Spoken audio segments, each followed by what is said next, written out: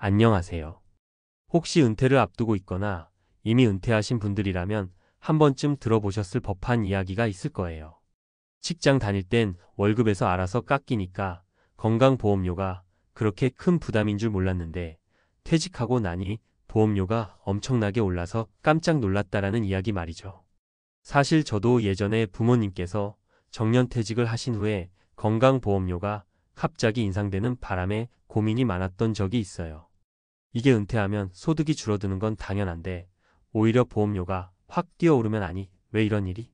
도대체 이게 뭔 상황이야? 하면서 난감할 수밖에 없잖아요. 오늘은 바로 이 은퇴 후 건강보험료 폭탄이라는 비참한 현실에 대해서 이야기해 보려고 해요. 그리고 그런 상황에서 어떻게 헤쳐 나갈 수 있는지 혹은 조금이라도 가볍게 만들 수 있는 방법은 없는지 같이 고민해 보자는 거죠. 사실 이런 얘기는 주변에서 쉽게 꺼내기 힘들어서 여러 사례를 통해 좀 더 구체적이고 현실감 있게 다뤄볼까 합니다. 1. 건강보험료. 왜 은퇴하면 더 부담이 커질까? 직장에 다닐 때는 회사가 건강보험료를 절반 정도 부담해주니 내가 내는 몫이 상대적으로 적었어요. 그런데 직장을 그만두고 지역 가입자가 되면 그동안 내 몫이었던 보험료는 물론이고 회사가 부담해주던 몫까지 내가 다 떠안아야 하죠. 게다가 지역 가입자의 보험료 책정 기준은 재산, 자동차 등 다양한 지표를 기준으로 부과가 되기 때문에 소득이 없는데도 집이나 차가 있으면 예상 밖으로 보험료가 높게 책정될 수 있어요. 그래서 퇴직금으로 집이라도 하나 장만해야겠다라고 생각했던 분들은 보험료 폭탄으로 이어질 가능성이 높은 거예요. 2. 은퇴 후 건강보험료 폭탄에 시달린 사람들, 그들은 어떻게 대처했을까? 아무래도 사람마다 상황은 다 다르겠지만 몇 가지 대표적인 사례들을 통해 한번 살펴볼게요. 사례 1집 한 채 마련했다가 보험료가 2배로 올랐어요. A씨는 60세 초반에 퇴직하면서 퇴직금과 모아둔 돈으로 조그만 빌라를 매입했대요. 이제 죽을 때까지 월세 나갈 일 없이 살 수 있겠다 싶어 뿌듯했죠. 그런데 정작 직장을 그만두자마자 건강보험료가 원래 직장 다닐 때 내던 것보다 거의 2배 넘게 뛰더라는 거예요.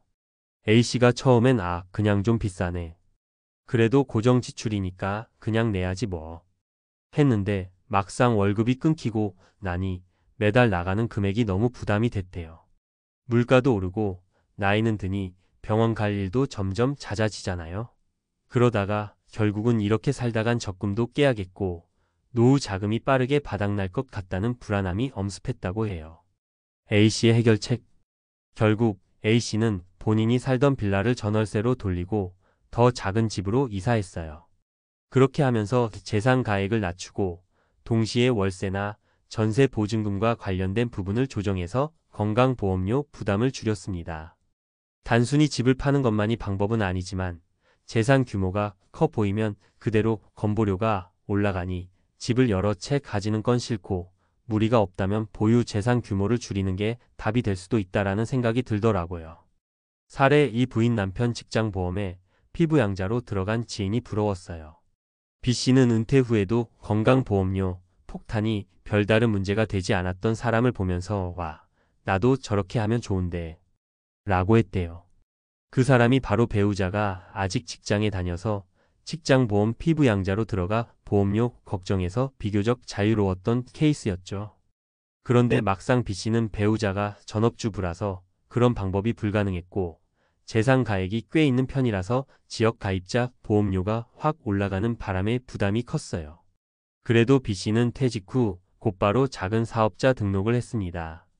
어떻게든 지역 가입자가 아니라 직장 가입자로서 자영업자 등록을 하고 사업소득을 일정 정도 신고하는 전략을 선택한 거예요. 물론 초기 투자 비용이나 세금 신고를 고려하면 쉬운 선택은 아니었지만 그래도 어차피 1인 자영업이라 규모가 크지도 않고 소득이 적어도 사업소득으로 잡히면 직장 가입자로 인정을 받아 보험료 부담을 상대적으로 덜 수 있다고 판단한 거죠. 나름대로 창업 아이디어도 있어서 지금은 월세 부담을 줄인 작은 사무실에서 사업을 운영 중이랍니다. 사례 3. 퇴직 후 알바 자리라도 구해야 하나 싶었어요. C씨는 55세에 퇴직을 하면서 한창 구직 활동을 했어요. 아이들도 이제 막 독립해서 집을 떠난 시점이라 부부 단둘이 생활을 시작하려고 하는데 가만 보니 건강보험료가 걱정이 되더랍니다. 그러다 주변에서 직장을 다니고 있으면 월급은 적어도 직장 건보로 분류돼서 지역 가입자보다는 보험료가 한결 낫다라는 말을 듣고 새벽 택배 분류 작업이나 편의점 야간 근무도 찾아보게 되었대요.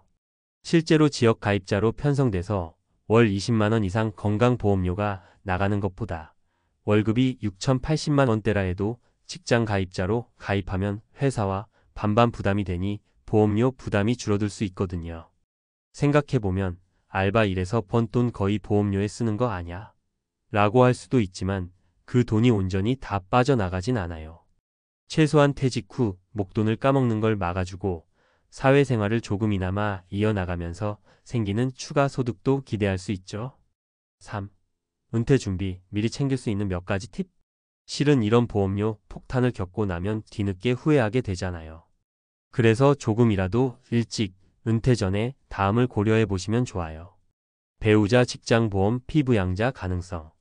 만약 배우자가 은퇴 시점보다 더 늦게까지 직장을 다닐 예정이라면 피부 양자로 들어가는 방법도 고려해 볼 만해요. 다만 재산이나 소득 요건을 충족해야 하므로 해당 조건을 미리 체크해 보시는 게 중요해요. 자산 재배치.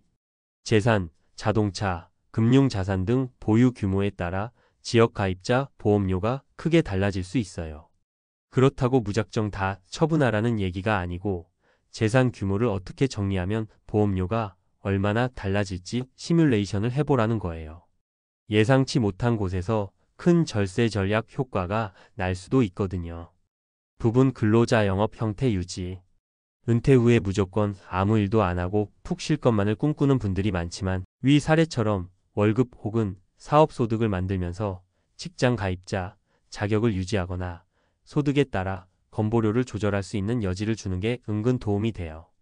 또 몸이 허락한다면 작게나마 사회생활을 유지하는 게 정신 건강에도 좋은 측면이 있고요.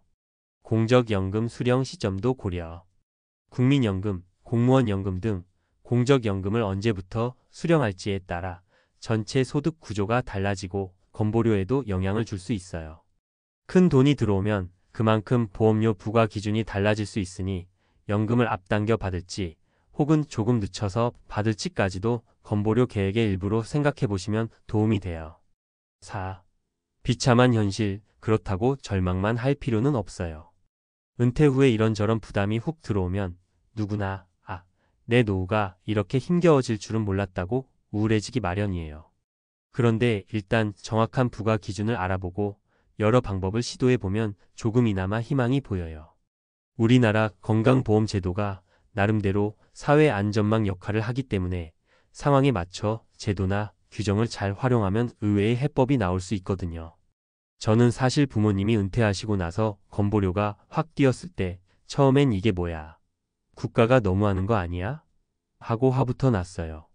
하지만 나중에 알아보니 이런 제도를 이용하면 조금 줄일 수 있네. 조건을 맞추면 피부 양자로 올라갈 수도 있네 하는 걸 알게 됐죠. 이렇게 정보만 제대로 알고 있으면 불필요하게 과도한 보험료를 낼 일은 어느 정도 줄일 수 있겠더라고요. 5. 마지막 한마디 함께 정보 공유하며 슬기롭게 대비하자.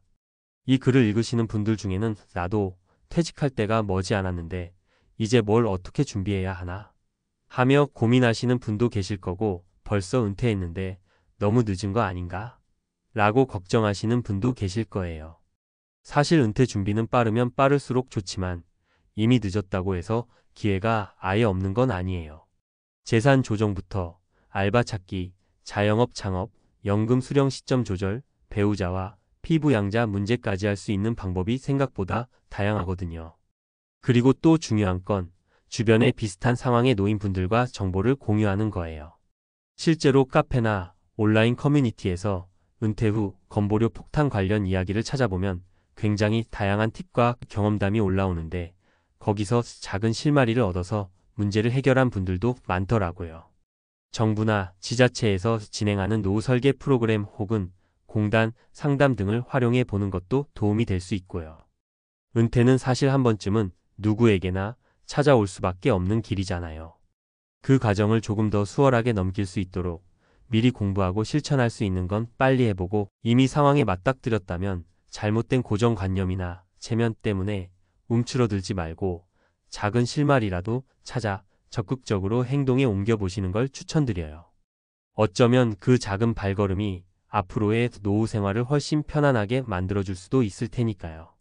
여기까지 은퇴 후 건강보험료 폭탄이 왜 생기고 어떤 현실적인 대안들이 있는지 제 나름대로의 사례와 팁을 말씀드렸습니다.